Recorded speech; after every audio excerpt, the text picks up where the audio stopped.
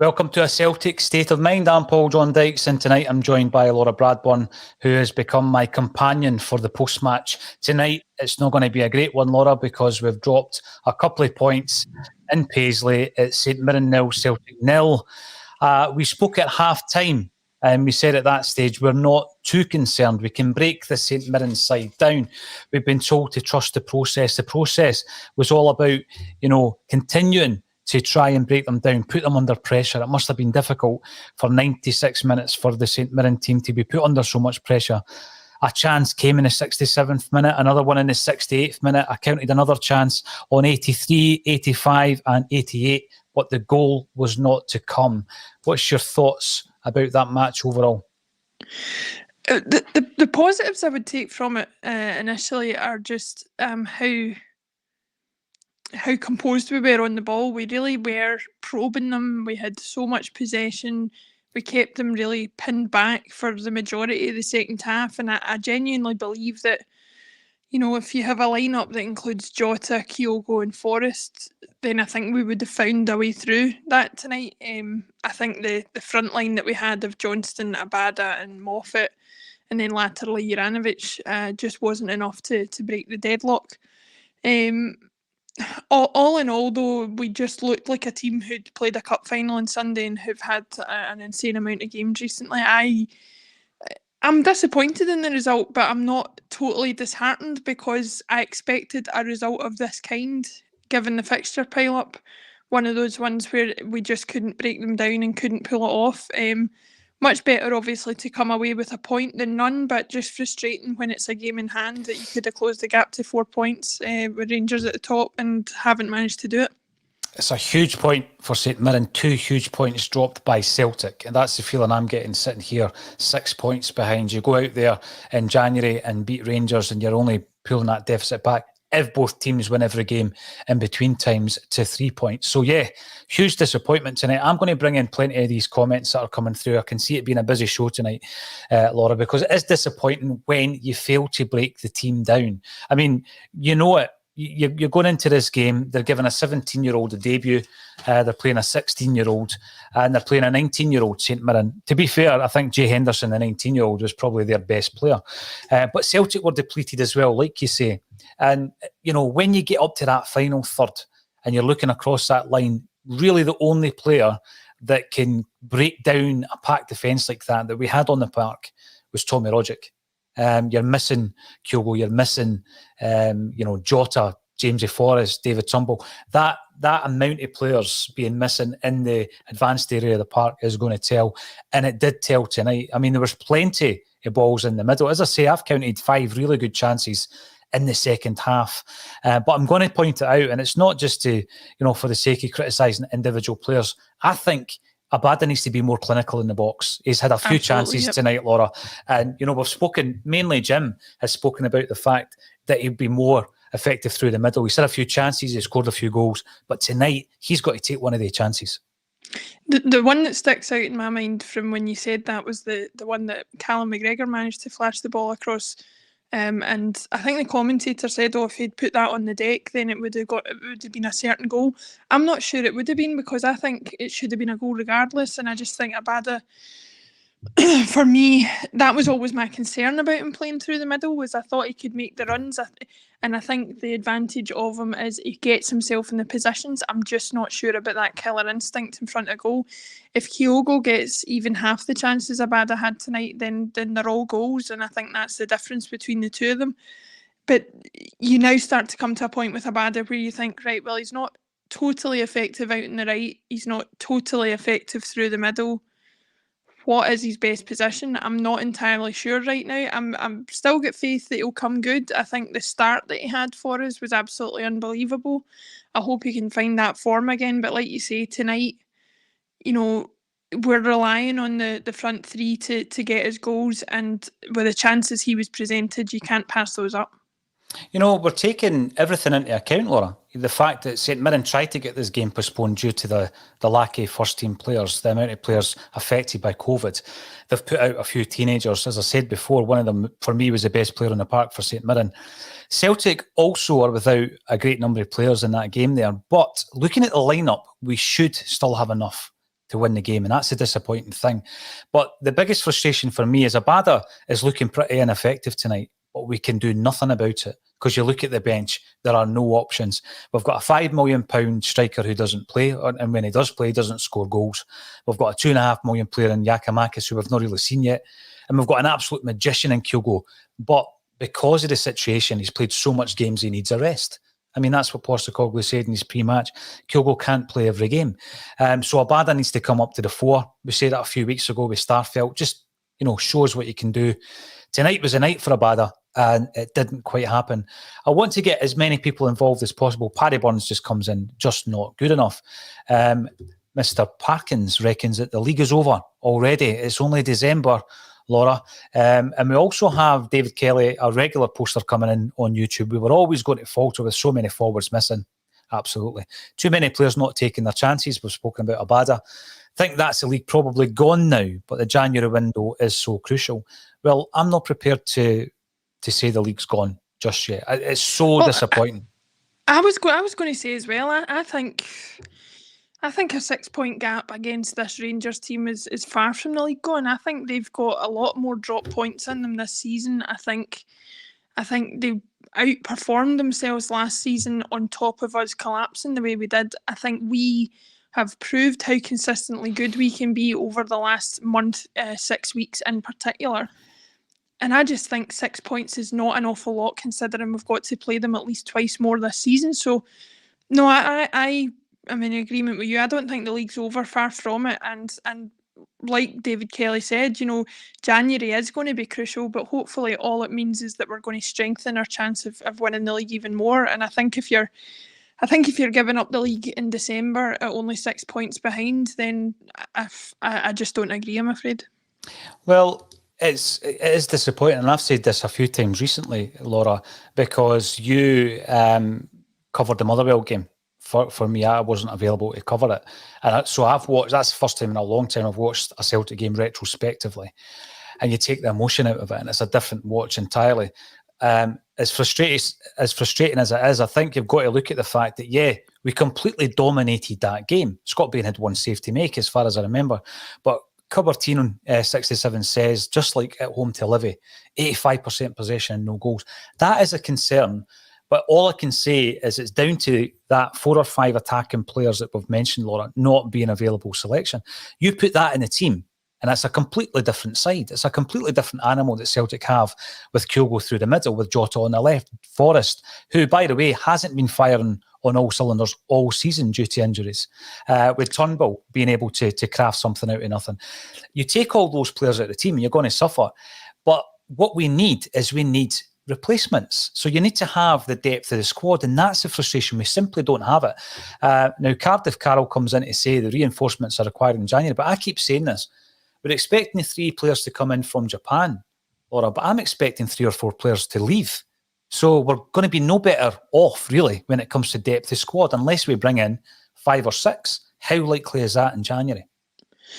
I'm not sure. Looking at the players that we're thinking are going to leave, I mean, you're talking about Bolingoli, Soro, Ayeti, just to name 3 who will be out the door. Now, the 2 ways of looking at that are, one is obviously you're going to be down on numbers. The other way of looking at it is we don't use them very much as it is. So how anybody to replace them is going to be an extra body almost on top of whether they stay or whether they go.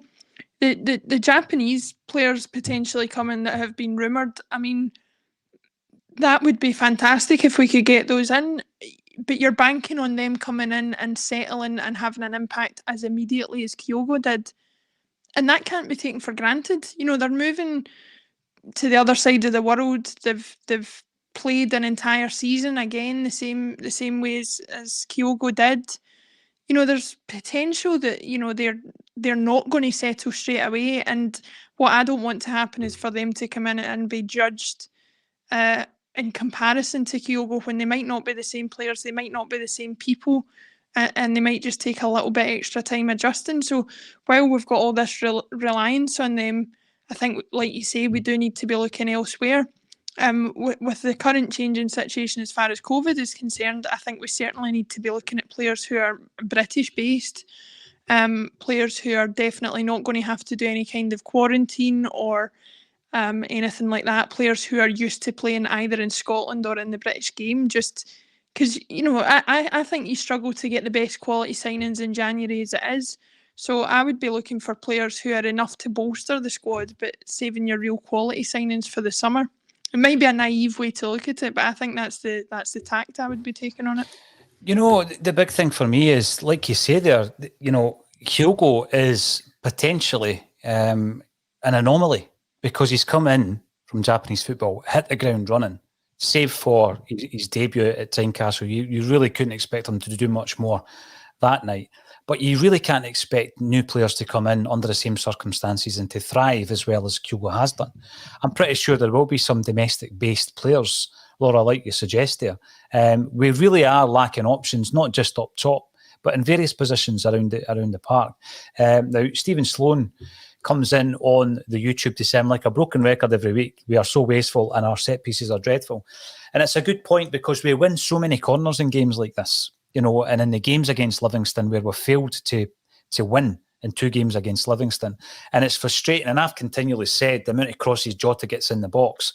We need somebody with some form of aerial prowess to get on the back, the end of them. I got to the point tonight, Laura, when we got a corner, I was thinking, why even put it in the box? Play it short, get the ball back in the park. Because, we're like a toothless tiger when it comes to set pieces up top. Yeah, it's a strange thing because we've got players that on paper are supposed to be good set piece takers, like Turnbull, like Juranovic, like Beaton, and Juranovic came close with that free kick during the match. But saying that they're good set piece takers and then comparing, I'd love to hear Alan's stats on, what our conversion rate is from set pieces this season. I would love to hear it. I would actually dread to hear it. But it's like you say, you look back at, Celtic teams of the past, set pieces were always relied on very heavily to get us goals. I remember Martin O'Neill's team, they used to send, the size of the players that we had in that team, we couldn't fail to score goals. And I'm not saying that we need to necessarily play in that same manner, but it's a massive chunk of your chances that are going to come through set pieces. And if you can't prove to be a threat from that, and if other opposition teams cotton on to that fact, then really the whole dynamic of the game changes for your opposition because they don't mind putting out for a corner if they know that you're not going to have anything fruitful off the back of it. The only corner I can remember as having anything off the back of was Ralston's goal against Ross County the other week. The only free kick I can remember as doing anything particularly outstanding from was the Tom Rogic goal. Was that against Motherwell, I think, where it was rolled into the box and then he scored. So yeah. But the fact that you can even pick those out and as the exemptions to the rule just shows how poor we are. And I think it's something that is being worked on. I think that's clear from what we're seeing. But like you say, it should be a massive part of how we get our goals. And at the moment, we just seem so sort of without threat from them, and it's really frustrating. It is frustrating. Now, you don't expect to win every game 4, 5 or 6-0, Laura. And we spoke before and after the cup final about the games we had been winning 1-0. St Johnstone 1-0, Motherwell 1-0. We beat Aberdeen 2-1. The cup final itself 2-1. And I'm not saying we scraped past in these games Ross County 2-1, but we have a system that, this trust the process thing that's becoming last season's keep the faith. We have a system that seems to bear fruit, even if it's a 97th minute winner. But when you're looking at the stats, and if you were to look at the stats for the 2 Livingston, I'm talking base statistics, shots at goal, corner kicks, possession, very, very basic stats against the Livingston twice and against Dundee United at home and then tonight's game. They're very similar. So tonight, 83% possession, 31 shots at goal, Laura, 16 corners. And you would expect, see, this is another strange one, and this happened before against Livingston. 83% possession, right? Well, we had 12 fouls and St Mirren only had 8. So while St Mirren were in possession for 17% of the game, we were fouling them every other minute, which is bizarre. I find that really strange. But that kind of set stats with that amount of possession, shots and goals and corners, we really need to be doing better Now, often it's down to a flash of genius by someone like Jota or Kyogo, but when they're missing, we look pretty ordinary up top, don't we? Yeah, absolutely. I mean, it was a concern of mine going into the match tonight that, you were going to have to rely on Johnston and Abada particularly to create chances for you, because one of the criticisms of Johnston at the cup final was for every chance that he created was fantastic. He never finished any of them off, and again tonight I think that was a major issue. He swung his leg at the ball a couple of times, and while I would praise him for taking the shot on and trying to make something of it, it was frustrating not to see him actually put the ball in the back of the net and or not even trouble the goalkeeper on many an occasion. Abada, like we said earlier, just seems to get himself in the right positions but not have that killer instinct in front of goal. And you're just, for all the possession that we had and all the pressure that we had and all the searching that we were doing, ultimately you got to a point in the match, I would say 60 or 70 minutes, where you were just getting to the point where you were like, all this passing back and forth, as much as I love football to be played that way, I couldn't even say that I would have changed how we played it. It just never looked like we were going to score, no matter how we created those chances.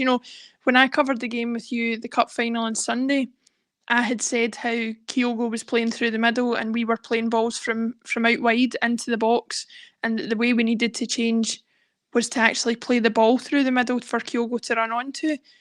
I couldn't even suggest to you sitting here tonight whether going one approach or the other would have worked better, because I can't see either having worked, to be honest, because I didn't think Abada was making the best runs, and he's also not physically the best presence to have to win crosses and things like that. So ultimately, I think it comes down to we were weakened. As much as people like to say, well, a weakened Celtic team's stronger than any other team, ultimately we were weakened tonight. We weren't playing against as weak a St Mirren opposition as I think many of us expected it to be. And again, although it's frustrating, you've got to credit St Mirren for doing exactly what they were supposed to do. They did defend fantastically at times. They had players throwing themselves in front of every ball. They really camped in their own half, and ultimately I'm frustrated by it. I'm frustrated by Livingston parking the bus. I'm frustrated by St Johnstone parking the bus, and I'm frustrated by St Mirren parking the bus. But at the end of the day, we are Celtic. Teams are going to do this against us, and it's our job to try and break them down. See, this is the frustration though, Laura. You're saying there that once you face this situation, 60, 70 minutes, and I've asked this question before, and you're playing a very well-drilled, very well-organised side. I mean, Jimmy Goodwin, for the resources that he has done tremendously well at both Alaba and St Mirren. And you think it's a matter of time before he might move on, possibly even down south. But, a team like Hibs or something I thought would have been a good option for him. But you're going to come up against this is a manager who was able to put out a team last season that beat us for the first time in 31 years at Celtic Park. And I know we were playing pretty poorly at the time, but to come to Celtic Park and do that, he is someone who knows what our strengths were and has basically combated them. But it's our job with the quality we still possess to break it down. And the big question is, how do you do that? And I think that it gets to the point where we became quite predictable. At no point can I remember the St Mirren, and it sounds really basic, but how often were the St Mirren defenders facing their own goalie? They're always facing Celtic. They've got their blocks of 4 and 4. Logic gets loads of the ball at the edge of the box, but he's not getting an opportunity to strike it. He's not able to play in the wide men because we're playing with 2 makeshift wide men at this point. And I think that is the biggest dilemma we face at the moment. It's not the first time we've seen it this season. We've seen it maybe 4 or 5 times. But teams are figuring out pretty quickly how to play us. And that's going to be frustrating if we can't change it, because if we don't, there's going to be more nights like tonight. The Rangers game for me was always a must-win game anyway. The fact that it's 6 points deficit rather than 4 points isn't ideal. But I'm not prepared to write off the season. I've seen enough from Ange Postecoglou's side. Up to this point, I would suggest that he has still been operating with one arm tied behind his back. And in doing so, he's still managed to win us the first silverware of the season. We're still in Europe. And listen, we keep saying all season, Laura, as long as we're in touch and distance of Rangers, for the New Year's game, which is no longer going to be on the 2nd of January, then we're still in a title fight. Do you think 6 points is still touching distance? I think it's got to be. Like, I think if you're giving up a league with only 6 points difference, that's a 2-game swing either way. If all we need is for us to beat them once out of the next couple of times that we have to play them, and for them to lose points somewhere else, and I think they will do that. So I don't think 6 points is insurmountable, considering there have been other seasons where we've been much further behind, and you could understand that. I think 6 points is definitely within touching distance. To go back to what you said about St Mirren and that game against us at Celtic Park where they beat us, I was doing the post-match that night. I believe it's one of the most viewed videos on the channel that we have, and I have to say, thinking back to that game and watching tonight, okay, we've not won on either occasion, but I think looking at tonight, there is a lot more to be positive about than there was at that point, because at that time, I think I said this exact phrase, because I've watched it back a couple of times, that on that night, Celtic players didn't know what they were going to do. We talked that night, and we're talking tonight about Jim Goodwin being well drilled. Well, now we've got a well drilled Celtic team. It didn't work tonight. We didn't get through the way we wanted to get through. We didn't break them down the way we wanted to break them down. But we stuck to what we were, or we at least looked as if we had a plan. And I think sometimes, just sometimes, you have to say, do you know what? We've had a lot of games recently. We've got injuries. It just didn't work for us tonight. But I wouldn't want to be too negative on the team for having coming out of it without the full win. Yes, it's frustrating. Yes, I wanted 3 points. Yes, I wanted the gap down to 4 points. But ultimately, I think we're in a much better position as a football team and as a club than we were at the same point this time last year. I would agree with that. I don't think we had a game plan. And on a couple of occasions, Callum McGregor, the now captain of the club, came out and said that. He wasn't sure what they were doing. So I think that is the biggest difference. You look at that tonight, we didn't get the fruits of our labour, but you knew exactly what we were doing. The principles were there. I've seen a lot of comments coming in, both on the stream and also on social media, where they're saying, Celtic fans are saying that the league games were more important than the cup final. I don't necessarily, listen, I want us to win the league. I've said it all season. And, maybe about 5 or 6 games into it, I wasn't sure if we had what it took to win the league. Sitting here 6 points behind after what Ange has done, I still believe that we are capable. We're certainly not guaranteed, nothing ever is. We are capable of winning the title. But I don't think you can say that, rest your players against Hibs so that we go to St Mirren tonight and win a game. I mean, that's silverware. That does an amazing amount of positive things for a club like Celtic after last season, under a new manager, with so many new players. So I don't buy the fact that we should have rested, for example, Hugo at the weekend and played him tonight. I mean, for me, that's a no-brainer. Yeah, no, I don't agree with that at all. Fundamentally, I'm kind of against saying this game's more important than that game. Ultimately, you want to win every game that you're playing if you're Celtic. And certainly in the case of a cup final, you can't write that off, regardless of whether you think it's a less prestigious cup than any of the other ones. The other thing as well is, apart from Kyogo, really, who probably wasn't ready for the cup final but played and then couldn't play tonight, most of the other players that we saw tonight also played in the cup final, and there's nothing to say that them having not played in the cup final and played tonight or vice versa would have changed that result. I don't think that the two go hand in hand. I just think if you start getting into a situation where you're comparing what games are important, what games are not important, you start taking certain things for granted, which is never a good idea, because you can think and plan all you want for what results you think are going to go your way and what results aren't. It never really works out that way. So ultimately, I think the attitude should be, and I think it certainly is from Ange, that you play the strongest team available to you at all times. And if the strongest team available to you is available for the Hibs Cup final, if it's available for tonight, if it's available for Boxing Day, it should be out there. And, Yes, I want to win the league off Rangers. I want to win that back. But that cup final on Sunday meant an awful lot. Because as I said to you, we covered the cup final last year.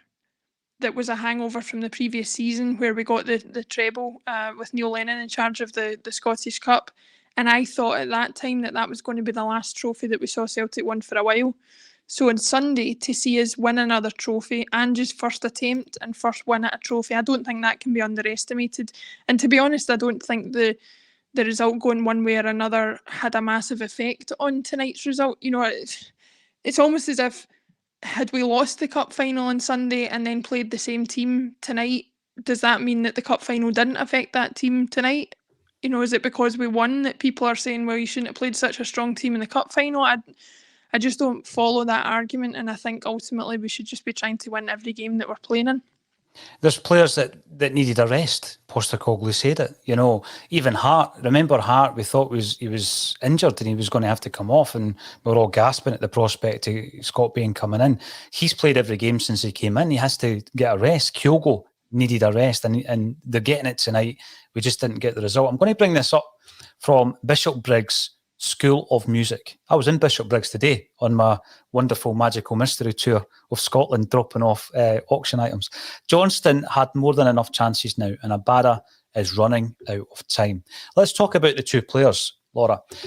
Mikey Johnston, 22 years of age, 76 appearances for Celtic, 11 goals and 10 assists.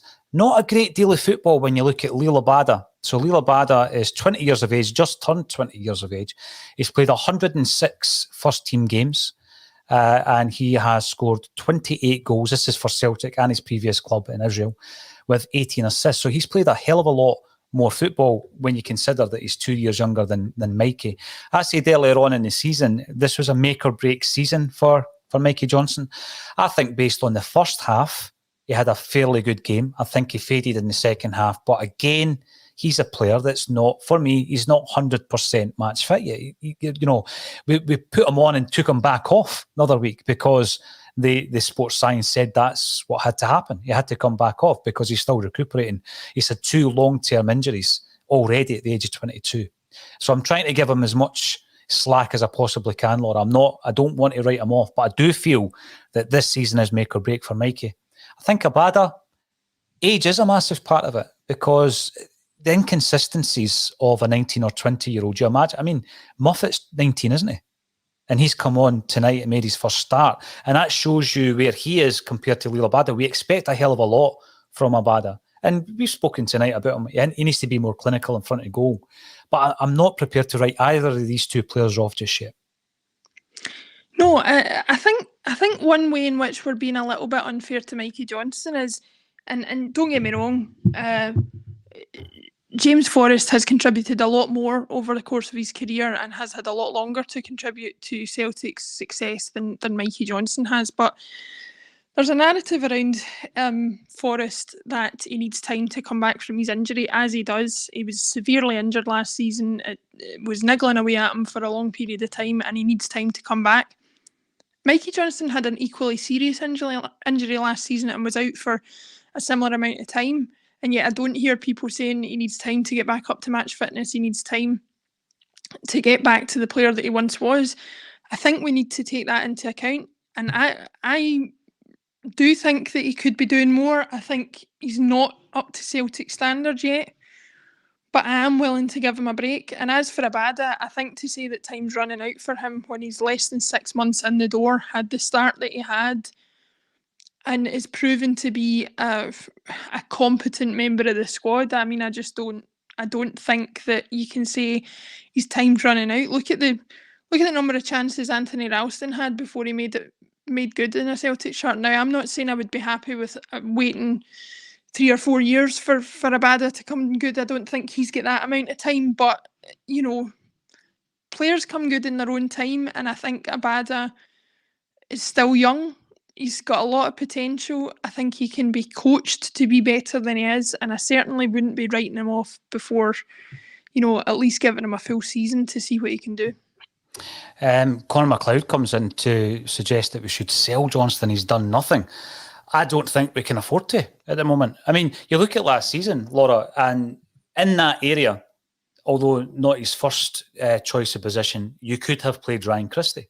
I mean, Christie for me is the one player of the three who we've sold, the big assets, I or Edouard Christie, that we really are desperate for a player like that in a team. Someone who can play left or right, can even play in the centre. But El Yunusi, somebody we don't speak about all that often. You know, he had 2 lengthy loan deals. He played 2 seasons for Celtic on loan. And he was a great option at left, on the left-hand side. I mean, I wouldn't pick him before Jota, certainly not. But we probably couldn't afford to bring him back in if he wasn't going to be our first choice. But all of a sudden, Laura, one injury to Jota, and it's a big downgrade, isn't it, to Johnson? And then if you get an injury on the right-hand side, then, you know, you've got Forrest and Abada there, neither of whom, for me, have really hit their stride so far. They've had moments. I mean, Forrest scored a really important goal in the semi-final. They've had their moments, but I don't think any of them have hit their stride. But beyond that, we really don't have anything because we've got a long-term injury in Dembele, the forgotten man, Karamoko Dembele. So I think that we really are thin, both sides. We don't really have much in the way of options, and I don't think we'll be looking to sell Mikey Johnson or anyone who can play in that position at this moment in time. What's your thoughts on the fact that we're now 6 points behind? You look at the comments post-match, Laura. Understandably, people are frustrated and emotional, and some people are writing off our chances. I just think about the last week that we've had leading up to that cup final. You know, the Ross County game, 97th minute, we're giving them all the plaudits. This team, you know, they've got what it takes. They never stopped to the end. You know, that goal was played with the commentary from the mic'd up training session. We're all buzzing about it, then the cup final. We can't get too disappointed, can we? I don't think we can. I think it's, you know, it's our right as football supporters to get emotional and to perhaps overreact on some occasions. God knows I've done it enough times watching Celtic. But, you know, I think what needs to be considered here is a bit of perspective. We talked at the start of this month, from the middle of November, really, we talked about how tough this run-in was going to be to the end of the year. And if you'd said to me that the only game we'd dropped any points in was going to be the St Mirren one, I probably would have bitten your hand off for it, to be absolutely honest with you, given that we've also got a cup win in there as well against Hibs. So it's one of these situations where, for me, it hurts tonight because you don't want to lose any game, but in the grand scheme of things, looking back at what we thought could potentially be the month ahead of us, I would say overall it's been a positive. Hopefully a win on Boxing Day is on the cards for us before the shutdown, and then we get a chance to, you know, regroup, recuperate and go again in the new year to hopefully, you know, bring the trophy back to Celtic Park, bring the title back to Celtic Park, because ultimately for me, I think that a one game of frustration is so much better than where we were this time last year, and I personally can't get over that. Like, last year for me was, this might sound a bit hyperbolic to say, it was probably the worst year I've ever had as a Celtic supporter. The way in which the club was collapsing around our ears, and the way in which the team were playing, and the conduct of some of the representatives of the club. We are so far away from that a frustrating draw against St Mirren is not enough to bring my spirits down tonight. And I think and I hope that the title race is still on, and it will be, certainly, if we can get back on winning ways as soon as possible. Well, the way I would look at it as well, in the not too distant past, we've had 2 seasons where Celtic went through the entire league campaign, Laura, without losing a game, and Rangers did the same. That's not going to happen. We know already it's not going to happen, but it's going to be nowhere near that kind of level of consistency by either Celtic or Rangers for different reasons. I mean, we constantly speak to Jim Orr about the big season that he covered massively in his play, bent it like brat back. Celtic won that league. And actually, if you look at the points total, it wasn't a massive points total. But, you know, it was because both teams were dropping points. And I think we're in that kind of campaign this season. There's a transition happening at Celtic. There's been a change in management at Rangers.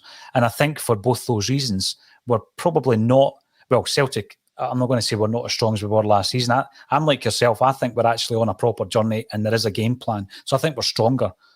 Somebody's maybe going to show me the points total and say that we're a couple of points worse off. But I don't think Rangers are as strong as they were last season either. So there are going to be drop points. There's going to be a few fixtures that you wouldn't expect to drop points in. I mean, Rangers played against Dundee United, who were depleted, and won 1-0, and it was a penalty kick. So there's going to be games that doesn't go for them. And likewise, like Celtic tonight. Yeah, we're bringing up as many comments as we possibly can, but we're been up at 2,000 live viewers. So thank you, everybody, for getting involved. And we're on all the social media channels, Facebook, LinkedIn, Twitch, YouTube and Twitter. Continue to subscribe to the content. We're going to keep it going all the way through the Christmas period. JP and I will be back tomorrow for the Acsom Bulletin, which will be the last one before Christmas, but we will continually put out some nostalgic pre-recorded material, Laura. Once again, brilliant Christmas jersey, Laura. Well done on that. Bringing back the power of Batistuta at his finest in the 90s. Celtic weren't at their finest tonight. We've dropped another couple of points. We're 6 points behind Rangers, but I'm not prepared to write us off just yet. Thanks, everybody, for getting involved, and thank you to Laura Bradburn for joining me on A Celtic State of Mind.